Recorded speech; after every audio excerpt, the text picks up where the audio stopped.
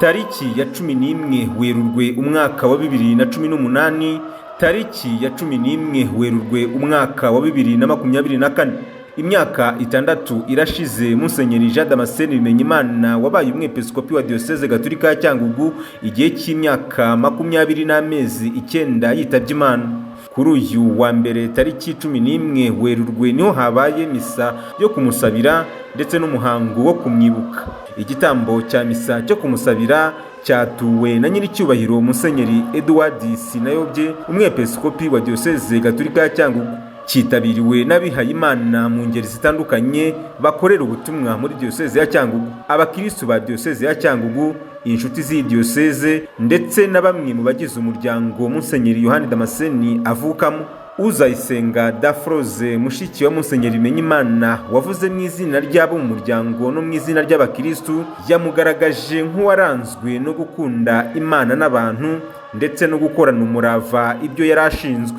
Umuryango wacu turashima Imana yari yaramuduhaye akabingira akamaro kuri twe, kuri Kiliziya no ku gihugu cyamwibarutse. Twibuka ubwitange bwe, umuhate ku murimo, gukunda isengesho, kwicisha bugufi imbere ya buri wese, gukora cyane kugira ngo ibyo ashinzwe abirangize neza kandi ku gihe, kugira ibanga.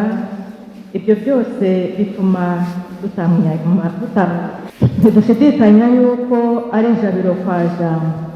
Seri Kantarama Agathe wo mu muryango w'ababikira b'abapenitante wavuze mu izina ry'abihayimana, yagarutse ku kwiyoroshya ndetse no gukunda biyeguriye Imana byaranze Musenyeri Yohani Damascene Bimenyimana. Musenyeri Damascene yari afite akanya ko gusura abihayimana, yageraga mu rugo batangira kumwakira no kumuzimanira muri bwa bwiyoroshye n'urukundo, akavuga ati hari uwagiye kwakira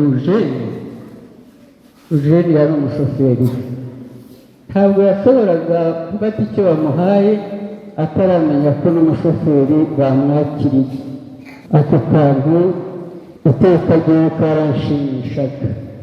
Muri bwa bwiyoroshye bwe yari yariyemeje ko urugendo nyobokamana rw'ikibeho abiyegura Imana bakora azajya ajyana natwe kandi tukagenda mu modoka imwe. Nyiricyubahiro Musenyeri Edouard Sinayobye, umwepiskopi wa Diocese Gatolika ya Cyangugu, mu butumwa bwe akaba yagarutse ku buryo uyu mwepiskopi yakundaga Imana, abantu ndetse akitangira ku buryo bukomeye Kiliziya, by'umwihariko Diocese Gatolika ya Cyangugu.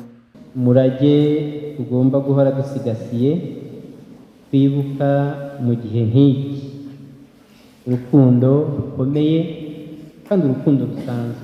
Biratwibutsa rero ko tumuhuriyeho, turamwibuka nk'ikimenyetso cy'ubumwe bw'iyi Diocese yahuje kandi yahirimbaniye kunga kugira ngo iyi Diocese ikomeze umurage wo kuba igikumba kimwe cyunze ubumwe nk'uko Kristo yabyifuje, bigatuma dusigasira umurage yadusigiye.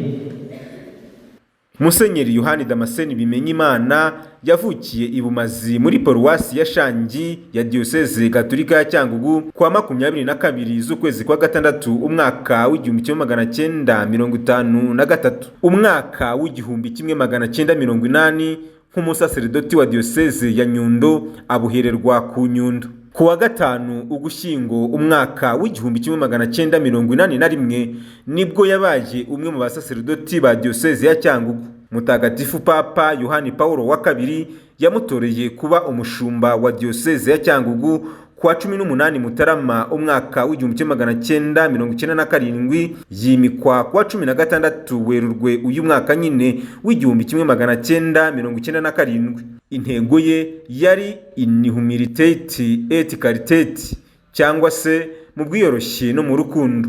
Ku mugoroba wo ku cyumweru tariki ya 11 Werurwe umwaka wa 2018 nibwo humvikanye inkuru y'akababaro ko Musenyeri Bimenyimana Jean Damascene yitabye Imana.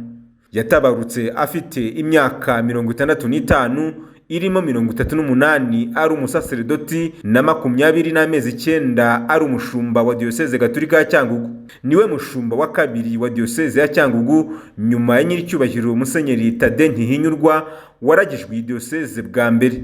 Mu myaka irenga 20 yamaze ari umushumba, Musenyeri Yohani Damascene yakoze ibikorwa byinshi bitandukanye birimo gushinga seminari nto yitiriwe Mutagatifu Aloys ya Cyangugu. Yagize uruhare rukomeye mu kongera umubare w'abapadiri bavuka muri diyoseze. Yatangije paruwasi nyinshi ndetse anashyira ibikorwa remezo byinshi muri diyoseze. Theophile Ngendahimana muri diyoseze ya Cyangugu.